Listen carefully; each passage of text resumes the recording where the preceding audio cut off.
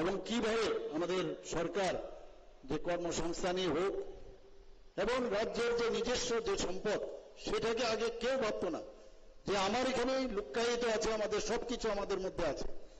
আমাদের এখানে ব্যাম্বু আছে, আমাদের এখানে আগর আছে, আমাদের এখানে আজকে রাবার আছে, আমাদের এখানে পেট্রোলিয়াম যে গ্যাস আছে আমাদের এখানে। এগুলো নিয়ে আগে কেউ চিন্তা করতো না। আমাদের এখানে এগ্রিকালচারের যে উৎপাদন আছে সেইগুলো নিয়ে আমরা অনেক উন্নত করতে পারি। সেইগুলোর দিকে আমাদের এই সরকার আসার পর যে এইগুলোকে ব্যবহার করে আমাদের আর্থসামাজিক উন্নয়ন কিভাবে করতে হয় সেইগুলো আমরা অগ্রাধিকার দিয়েছি এবং সেগুলোর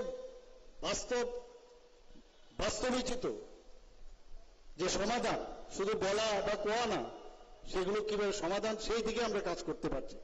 আমাদের গত যে বাজেট সেখানে মাত্র আমাদের 27,000 কোটি টাকা ছিল আমাদের বাজেট, আর এবারে বাজেটে আমরা 32,000 কোটি টাকা আমরা বাজেট রেখেছি। 1 লাফে এত জাম কি করে সম্ভব হয়েছে? সম্ভব হয়েছে এই কারণ আমরা কাজ করছি এবং কাজ দেখে আমাদের যশস্বী প্রধানমন্ত্রী নরেন্দ্র মোদীজি আমাদেরকে বুঝেছেন। বহু জায়গায় উনি বলেছেন, যান ত্রিপুরাতে গিয়ে দেখুন উন্নয়ন কাকে বলে। আমাকে অনেকেই বলেছেন, অনেক মুখ্যমন্ত্রী বলেছেন, অনেক সর্বভারতীয় স্তরের নেতারা বলছিলেন যে মাননীয় প্রধানমন্ত্রীজি বিভিন্ন জায়গায় যখন দেখা হয় বলে আপনাদের বিষয়ে কথা বলছিলেন। তো এই যে যাত্রা, উনি আমাদের রোড ম্যাপ দেখিয়েছেন কিভাবে আমাদের আগামী দিন চলতে হবে। বাসনের জন্য বাসন না, কাজের মাধ্যমে পরিচয়। কেউ থাকবে না এই পৃথিবীতে, সবার একটা নির্দিষ্ট, যেটা সবচেয়ে বড় সত্য, যে সবাই আমরা কিন্তু একদিন মৃত্যু আছে, জন্মের পরে মৃত্যু কনফার্ম, কিন্তু কাজই কিন্তু থাকবে এবং কাজ করার যে আমাদের মার্গদর্শন মাননীয় প্রধানমন্ত্রীজি আমাদের দিয়েছেন। আমরা শুধু একটা পাড়া বা একটা শহর উন্নয়নের দিকে আমরা যাচ্ছি না। আমরা চাই, আমি প্রায় এসে বহু জায়গায় আমি বলেছি যে সমস্ত ডিস্ট্রিক্টের যা যা শহর ও নগর উন্নয়ন জায়গা, যে আমাদের মিউনিসিপ্যালিটি হোক, সমস্ত জায়গায় প্রতিটা মানে গ্রাম পঞ্চায়েত থেকে শুরু করে বিসি থেকে আরম্ভ করে সব জায়গায় আমাদের উন্নয়ন করতে হবে। সেই বিষয়ে আমরা কিন্তু কাজ করছি। ইনফ্রাস্ট্রাকচার ডেভেলপমেন্ট আমাদের প্রায়োরিটি বিষয়। ইনফ্রাস্ট্রাকচার না থাকলে মানুষ কোথায় যাবে, কোথায়? আমাদের খামতি আছে এখনো ইনফ্রাস্ট্রাকচার। আমার মনে হয় যেন কেন অন্যান্য বিদেশে যদি, সেখানে যদি এত সুন্দর ইনফ্রাস্ট্রাকচার করতে পারে তো আমাদের এখানে কেন হবে না? কিন্তু যে মানসিকতা 35 বছর 5 বছর মাঝখানে যে জোট আমল, যে এইভাবে চললেই চলবে, কিচ্ছু করতে হবে না, খালি সরকারে বসে থাকো, আবার চলে যাব, আবার আসবো, বিরোধিতা করব, এইভাবেই চলবে। প্রধানমন্ত্রী যে এইভাবে রাজনীতি করতে আমাদের শেখায়নি। প্রধানমন্ত্রী বলছে রাজনীতি না করে রাজনীতি করা যায়। কিভাবে রাজনীতি করা যায়? কারোর বাড়িতে জল নেই, জল দেওয়া, এবং তার জন্য একটা প্রকল্প করেছে জল জীবন মিশনের মাধ্যমে জল দেওয়া। তো এর মধ্যে কি রাজনীতি আছে? কারোর ছাদ ঘর নেই, উপরে মাথা গুঁজাবার জন্য তার জায়গা নেই, সেই জায়গায় প্রধানমন্ত্রী আবাস যোজনার মাধ্যমে ঘর দিয়েছে।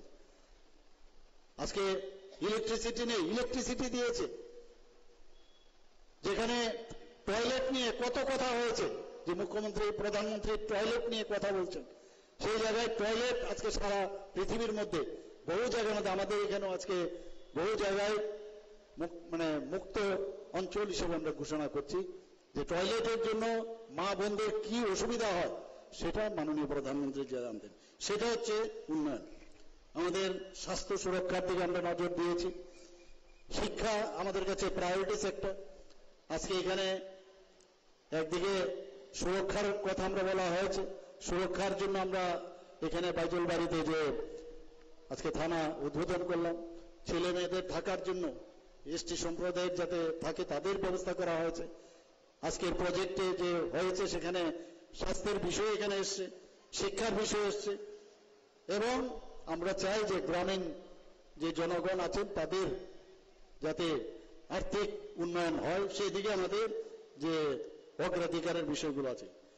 এবং শুধু এভাবে থাকলে হবে না, আমাদের সামাজিক ভাবে আমাদের সবাই একজন আরেকজনের সাথে এটা যে ভালো রিলেশন, সেই সুসম্পর্ক, একটা আত্মিক রিলেশন।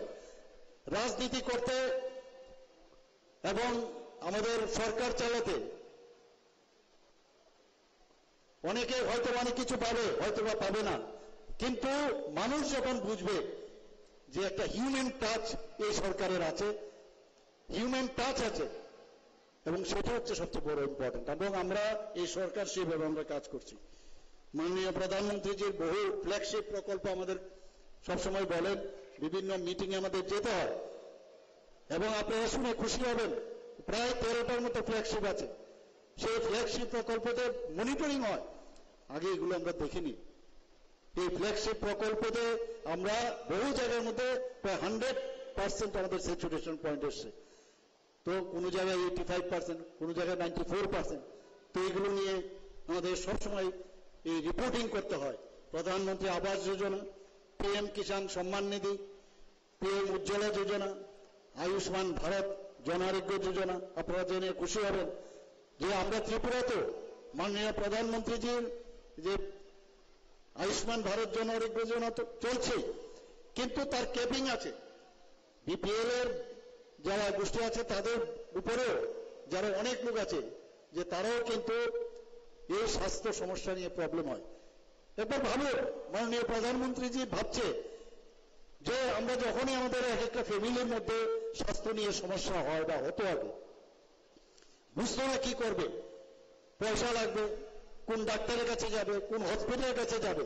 সেই জায়গায় প্রধানমন্ত্রী জন আরোগ্য যোজনা শুরু করেছেন, এবং সারা পৃথিবীর মধ্যে এটা একটা আলোচ্য বিষয় যে 5 লাখ টাকা প্রতিটা ফ্যামিলিকে, ভাবা যায় কোনোদিন, আজকে বিনা পয়সায় তাদের ট্রিটমেন্ট দেওয়ার সুযোগ সেটা করেছেন। যেটা আমি বললাম, উনি যেরকম আমাদের মার্গদর্শন দিয়েছেন, আমরা দেখেন যে ক্যাপিং এর বাইরে সারা ত্রিপুরার মধ্যে অনেকে সেই যোজনার আওতায় আসছে না। আমরা মুখ্যমন্ত্রীর জন আরোগ্য যোজনা সেটাও আমরা শুরু করলাম একই কায়দায় 5 লক্ষ টাকা প্রতিটা ফ্যামিলিকে। একদম আমি বলতে পারি সারা ভারতবর্ষের মধ্যে ত্রিপুরায় একমাত্র জায়গা যেখানে 100% মানুষ এই জন আরোগ্য যোজনার আওতায় রয়েছে। সেটা একমাত্র সম্ভব হয়েছে আমাদের মাননীয় প্রধানমন্ত্রী যে আমাদের যেভাবে আদেশ করেন সেভাবে আমরা কাজ করছি। শুধু আমাদের কথা চিন্তা করলে হবে না, আমাদের প্রাণী সম্পদ যে বিকাশ তাদের উপরে আমাদের চিন্তা করতে হবে। কারণ এই যে লাইফ স্টক, আমরা অনেক সময় এগুলো আমরা আগে সরকারকে আমরা দেখতাম না, এগুলো আমাদের কেন্দ্রের নির্দেশে আমরা তার উপর আমরা জোর দিয়েছি। কেন্দ্রীয় সরকারের যে স্কিম আছে সেটাকে বাদ দিলেও মুখ্যমন্ত্রী প্রাণী সম্পদ বিকাশ যোজনা আমরা শুরু করেছি। এখানে কিভাবে প্রাণী সম্পদকে আরো বাড়ানো যায়, তার থেকে আয়ও হয়। এবং আজকে নর্থ ইস্টার্ন জোনের এখন অষ্টলক্ষ্মী মাননীয় প্রধানমন্ত্রী যে নাম দিয়েছেন, সেখানে ভার্চুয়ালি ফিজিক্যালিও মিটিং করি। সেখানে প্রাণী সম্পদ বিকাশে আমরা কি কি করলাম সেটা আমরা যখন বললাম যে এখানে আমরা এই সুযোগ তাদের বেনিফিট দেওয়ার জন্য বেনিফিশিয়ারি কতজন, সেই মুখ্যমন্ত্রী প্রাণী সম্পদ বিকাশ যোজনার কথা বলেছি। মৎস্যের ব্যাপারে আপনারা জানেন ত্রিপুরা একমাত্র স্টেট সারা ভারতবর্ষের মধ্যে হাইয়েস্ট কনজিউমার এই ফিশ খাওয়ার ক্ষেত্রে, শুধু নর্থ ইস্টার্ন জোনে না। অথচ এখনো আমাদের ওয়েস্ট বেঙ্গল থেকে, আমাদের অন্যান্য ইভেন বাংলাদেশ থেকে আমাদের ফিশ আসে, বিভিন্ন আসাম থেকেও আসে। তো সেই জায়গায় দাঁড়িয়ে আমরা মৎস্য যাতে উৎপাদন আরো বাড়ে তার জন্য মুখ্যমন্ত্রী মৎস্য বিকাশ যোজনা আমরা শুরু করেছি। তার সুফল আমরা পাচ্ছি, অনেকটা গ্যাপ আমরা কমিয়ে আনছি, এবং নর্থ ইস্টার্ন জোনের মধ্যে আমরা বলা যায় যে টপ পজিশনে আমরা আছি। আমি যে দুটোর কথা বললাম, আমরা শুধু সেটা করলে হবে না, নগর উন্নয়ন করতে হবে, নগর পরিকাঠামো ভেরি ইম্পর্টেন্ট। আজকে বাইরের থেকে যখন ত্রিপুরাতে মানুষ ফ্লাইটে আসে বা ট্রেনে আসে, যখন ঢুকে বলে যে এইরকম ত্রিপুরা তোমরা ভাবতে পারিনি, আমাদের অনেক বন্ধু বান্ধব অনেক লোক আসে যে ত্রিপুরা সম্পর্কে যে আইডিয়া ছিল তাদের আইডিয়া এখন মানে বদলে গেছে যে এইরকমও ত্রিপুরা হতে পারে। এত সুযোগ সুবিধা মাননীয় প্রধানমন্ত্রী যে আমাদের হীরা মডেল দিয়েছেন, ন্যাশনাল হাইওয়ে দিয়েছেন, ইন্টারনেট দিয়েছেন, আমাদের রেলওয়ে দিয়েছেন, এয়ারওয়েজ দিয়েছেন। এয়ারপোর্টে আসার পর এয়ারপোর্টের রাস্তা দিয়ে যখন আসে, এয়ারপোর্ট দেখে এত বিস্মিত হয় যে আগরতলার airport suppose two B the best airport in north eastern reason. শুধু তাই নয়, ভারতবর্ষের বহু এয়ারপোর্ট থেকে আমি দেখেছি, বহু জায়গায় গিয়েছি, গর্ববোধ হয় যে আমাদের এই ত্রিপুরাতে পার্বত্য ত্রিপুরা, তার মধ্যে এত সুন্দর একটা এয়ারপোর্ট আছে। তো পরিকাঠামো আমাদের আরো উন্নয়ন করতে হবে। এর জন্য মুখ্যমন্ত্রী নগর উন্নয়ন প্রকল্প আমরা শুরু করেছি। বন্ধুগণ, কৃষি আমাদের প্রায়োরিটি সেক্টর। আপনারা সবাই জানেন যে গত 29শে মে 2025-এ আমাদের মাননীয় প্রধানমন্ত্রী নরেন্দ্র মোদীজি এবং ইউনিয়ন যিনি মিনিস্টার আছেন এগ্রিকালচারের, উনিও আমাকে ফোন করেছিলেন যে কৃষি ক্ষেত্রে আমাদের সমস্ত গ্রামে গঞ্জে আমাদের যেতে হবে। তার জন্য আমরা রাজ্যে বিকশিত কৃষি সংকল্প অভিযান আমরা শুরু করেছি। আগামীকাল খুব সম্ভবত এটা সমাপন হবে। প্রায় আমাদের টার্গেট ছিল কৃষকদের কাছে যাবে, প্রায় 1,72,000 কৃষকের কাছে পৌঁছবে। আজকেই সকালে আমার এখানে এগ্রিকালচার মিনিস্টার এসেছিলেন, উনি বলছিলেন যে আমরা 1,72,000 না আরো বেশি আমরা পার হয়ে যাব, খালি জাস্ট ওয়েট ফর টুমরো। আমি শুনে আমার খুব ভালো লাগলো যে কৃষি যদি আমাদের সারা ভারতবর্ষে আমরা 70 থেকে 75% কৃষি উৎপাদনের উপর আমরা নির্ভরশীল, সেটা আগে বুঝতো না। প্রধানমন্ত্রী তারপর জোর দিয়েছেন। তো ত্রিপুরাও সেভাবে আমরা কাজ করছি। আর এখন লাঙ্গলের দিন চলে গেছে। এখন আগে তো লাঙ্গল দিয়ে চাষ হতো, সেই দিন এখন চলে গেছে। এখন আর্টিফিশিয়াল ইন্টেলিজেন্স, এআই, সেই পদ্ধতিতে মাননীয় প্রধানমন্ত্রীজি বারবার বলছেন যে এটাকেও প্রয়োগ করতে হবে। কখন কোন জায়গার মধ্যে কোন ফসলে পোকা ধরবে আগের থেকে বলে দিতে পারবে, কোন ধরনের পোকা হবে আগের থেকে, যাতে এই আর্টিফিশিয়াল ইন্টেলিজেন্সের মাধ্যমে সেটা বলে দিতে পারবে। বৃষ্টি কখন হবে আগভাবে বলে দিতে পারবে। তুফান কখন আসবে, সাইক্লোন কবে আসবে, এই এআই এর মাধ্যমে, স্যাটেলাইটের মাধ্যমে, 5G-র মাধ্যমে সেগুলো বলে দেওয়া যাবে। আমি এই বিষয়ে কিছুদিন আগে দিল্লিতে এই এআই 5G এটার বিষয়ে আমার বলতে হয়েছে, আমার কিছুটা পড়াশোনা করতে হয়েছে। ভাবা যায় না এখন কোথায় চলে গেছে আমরা। এবারের যুদ্ধে আপনার অপারেশন সিন্দুর আপনারা নিজেরা দেখেছেন। আগের যুদ্ধ মানে ট্যাঙ্ক যাবে, সামনে আর্মি যাবে। এবার তো এই জায়গায় নেই। সবাই বলছে যে কোথায় যুদ্ধ, কোথায় হচ্ছে। দিন আসছে ঘরে বসে যুদ্ধ হবে এখন, এমন দিন এসছে। এই টেকনোলজিতে এবার মাননীয় প্রধানমন্ত্রীজি বলেছে যে ট্রেড আর বন্ধুত্ব দুটো একসাথে চলতে পারে না, এবং সেটা উনি হারে হারে বুঝিয়ে দিয়েছেন। 9টা টেররিস্টের ঘাঁটি 25 মিনিটের মধ্যে গুড়িয়ে দিয়েছে। এর জন্য আর্মি ভিতরে যেতে হয়নি। সমস্ত প্রেসিশন যে কাকে বলে, এবার আমাদের দেশের যারা 3 আর্মি আছে তারা বুঝিয়ে দিয়েছে যে আমরা কোন জায়গায় আছি। টেররিস্টদের লক্ষ্য করে, সাধারণ যে পাকিস্তানের নাগরিক তাদের বিরুদ্ধে না। কিন্তু উনি বলেছেন যে রক্ত এবং জল একসাথে চলবে না, রক্ত আর জল একসাথে চলবে না। জল বন্ধ করে দিয়েছে পাকিস্তানে, এবং 60%-এর উপরে ওখানকার কৃষি এই আমাদের এই জলের উপর নির্ভরশীল। উনি কি বলেছেন? উই ডোন্ট নিড প্রিচার, আমাদের উপদেশ দেওয়ার দরকার নেই, উই নিড পার্টনার। অনেকে উপদেশ দিতে আসেন যে আপনারা এই করুন সেই করুন। যখন আমাদের এত বছর ধরে এই টেররিস্টরা আমাদের আক্রমণ করেছে, নিরীহ লোকদের ওরা খুন করেছে, সেই জায়গায় মাননীয় প্রধানমন্ত্রীজি কিভাবে সুরক্ষা করতে হয়, জবাব দিতে হয়, সেটা দেখিয়েছেন। এবার কি বলেছেন যে পারমাণবিক যে ব্ল্যাকমেইল সেটা করে আমাদের ভয় দেখিও না। বহুত হয়েছে পারমাণবিক ব্ল্যাকমেইল। আমরা গর্ববোধ করি এরকম একটা সেফ হ্যান্ডে আমরা আছি। সব মানুষরা লিডার এরকম হোক, যে স্তরেই হোক, তার উপর নির্ভর থাকতে হবে যে একটা সমস্যা হচ্ছে, সমস্যা নিয়ে আমাদের বাঁচতে হবে, কিন্তু সমস্যার সমাধান করার মতো লোক আছে কিনা, দিস ইজ ভেরি ইম্পর্টেন্ট। আগে আমরা দেখতাম সমস্যা কিভাবে ক্রিয়েট করা যায়, সমস্যা ক্রিয়েট করে তারপরে ওরা থাকতে চায় সরকারে, আমরা এইগুলো আমরা দেখেছি। এখন সমস্যা সমাধানের সরকার এখন এসেছে। আমাদের রাজ্যে আমরা বারবার বলছি কৃষকদের আয় দ্বিগুণ করতে হবে, দ্বিগুণ করতে হবে, এবং যেরকম কথা সেই রকম। আজকে 2015 সালে মাসিক কৃষকদের আয় কত ছিল? 6,580 টাকা। আর এখন আমাদের কত হয়েছে? 13,590 টাকা। তাহলে কথার সাথে যে কাজের মিল এই সরকার দেখাচ্ছে। আমাদের পঞ্চায়েতি রাজের কথা যদি বলি, আপনারা নিশ্চয়ই শুনেছেন সারা ভারতবর্ষের মধ্যে এর মধ্যে পঞ্চায়েতি রাজ, পঞ্চায়েত যদি ঠিক হয়, পঞ্চায়েত যদি ঠিকভাবে কাজ করে, মানে 90% বলতে পারেন আমাদের সরকার ঠিকভাবে কাজ করছে। সেই জায়গায় দাঁড়িয়ে আজকে 7টি পুরস্কার সর্বভারতীয় স্তরে আমরা এই পঞ্চায়েতে রাজে আমরা পুরস্কার পেয়েছি। আমরা গোমতী জেলা এবং ধলাই জেলার যে উল্লেখযোগ্য যে কাজের স্বীকৃতি, আমাদের যে prime ministers award for excellence in public administration 2024, সেটা আমরা আমাদের এই 2 ডিস্ট্রিক্ট পেয়েছি।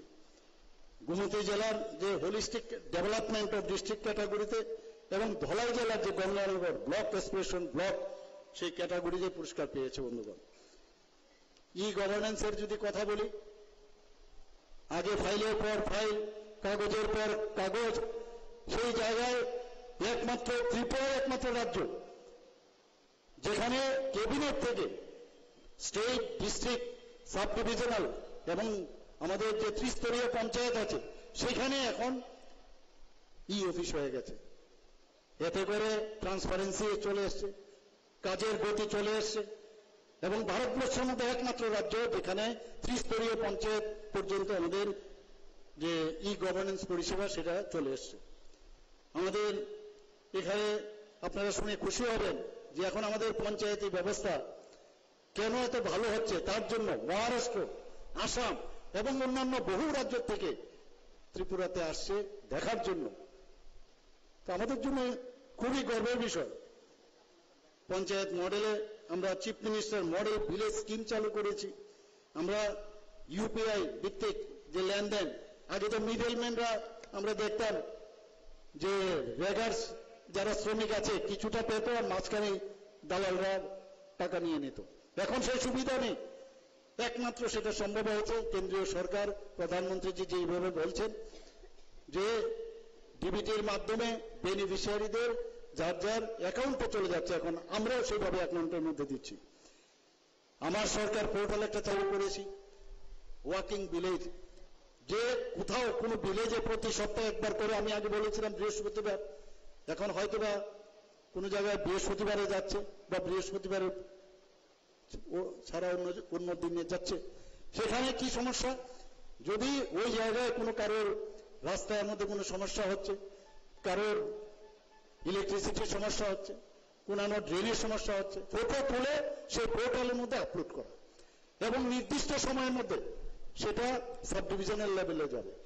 সাব ডিভিশনাল লেভেলে যদি সেটার সুরাহা না হয় তাহলে ডিস্ট্রিক্ট লেভেলে আসবে, ডিস্ট্রিক্ট লেভেলে না হলে সেটা সেক্রেটারি, চিফ সেক্রেটারি এবং মুখ্যমন্ত্রীর দপ্তরে আসবে।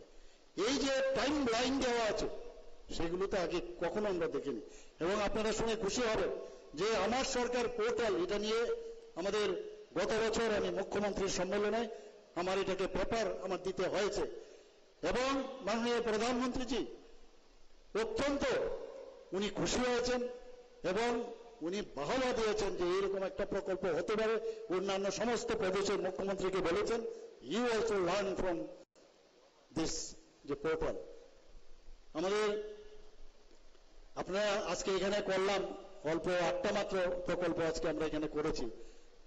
আপনারা শুনে খুশি হবেন যে 2025 সালে, শুধু বাকি আগের গুলো ভুলে যান, 2025 সালের মে মাস পর্যন্ত, এখন পর্যন্ত আমি নিজে, আর অন্যান্য ডিপার্টমেন্ট তো আছে, অনেক জায়গায় হচ্ছে, শুধু আমি 580 কোটি টাকার বিভিন্ন প্রকল্পের ভিত্তিপ্রস্তর এবং আমি সেগুলোর উদ্বোধন করেছি। This is for your kind information. ভাবুন, এই কয়েক মাসে 580 কোটি টাকার বিভিন্ন প্রকল্পের আমরা উদ্বোধন করেছি।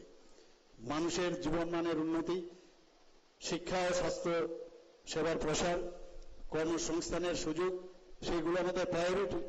আমরা একদিকে কর্মসংস্থানের সুযোগও করাচ্ছি, চাকরি দিচ্ছি, আবার আরেকদিকে এন্টারপ্রেনার যাতে হয় সেই সুযোগও আমরা দিচ্ছি, আত্মনির্ভর করারও আমরা দিচ্ছি, সেলফ রিলায়েন্স। চাকরি সবাইকে চাকরি দেওয়া যাবে না। আজকে বাইজলবাড়ি পুলিশ স্টেশন এই যে আজকে উদ্বোধন হলো, ত্রিপুরাতে 89 পুলিশ স্টেশন সেটা হয়ে গেল, 89তম পুলিশ স্টেশন এখানে হলো আজকে। এবং আমরা আইন শাসন, আইনের শাসন ভেরি ইম্পর্টেন্ট। আজকে ত্রিপুরাতে বাইরের থেকে বহু ইনভেস্টর আসতে চায়, আমাদের কাছে জায়গা কম হয়ে গেছে এখন, বিভিন্ন ইন্ডাস্ট্রিয়ালিস্ট আছে, জায়গা চায়, তো আমরা কশাস্তি দেওয়ার চেষ্টা করছি, কারণ মানুষ বুঝেছে যে ত্রিপুরাতে আসলে আমার যে মূলধন যে আমি এখানে ইনভেস্ট করবো সেটা সুরক্ষিত থাকবে। তো মানুষ আসছে এখানে, আমরাও সেইভাবে কাজ করছি। এখানে আইনের শাসন প্রতিষ্ঠিত করতে হবে। আমাদের ডিজি সাহেব এখানে বলেছেন যে কিভাবে আমরা এখানে আইনের শাসন আমরা প্রতিষ্ঠিত করেছি। 28টা রাজ্যের মধ্যে ত্রিপুরায় এখন আমি গর্বের সাথে বিধানসভায় বলি, সব জায়গায় বলি, ল অ্যান্ড অর্ডার সিচুয়েশন যে এনসিআরবি অর্থাৎ ন্যাশনাল ক্রাইম রেকর্ড ব্যুরোর অনুসারে, এটা আমাদের তথ্য না, ত্রিপুরার নিচের দিক থেকে 3rd পজিশনে এখন আছে ল অ্যান্ড অর্ডার সিচুয়েশনে। এবং সেটা সম্ভব হয়েছে যে এই যখন বাইজলবাড়ির যে থানা এবং অন্যান্য জায়গার মধ্যে যেভাবে পুলিশ সুরক্ষা দেওয়ার জন্য তারা চেষ্টা করছে এবং আপনারা তাদের সাথে সহযোগিতা করে, ফলে কিছু তো ভুল ভ্রান্তি হবে অনেক সময় অনেক জায়গায়, কিন্তু আমাদের চেষ্টা আছে কিনা, দিস ইজ ইম্পর্টেন্ট। বহু জায়গায় যখন যেই ঘটনা আসছে, নিউজ পেপার খুললেই আজকে দেখতে পারবেন ত্রিপুরাতে কোথাও হচ্ছে, সাথে সাথে অ্যারেস্ট হচ্ছে, কাউকে ছাড়া হচ্ছে না, কিন্তু সে কোন পার্টির সেটা দেখা হচ্ছে না, আইনের শাসনে নেওয়া হচ্ছে, যে কারণে এখানে এইভাবে শান্তি প্রতিষ্ঠিত হয়েছে। বন্ধুগণ, 2023 সালে থেকে 2024 সালে, 23 থেকে 2024 সালে 19.4% এই যে আপনার যে অপরাধ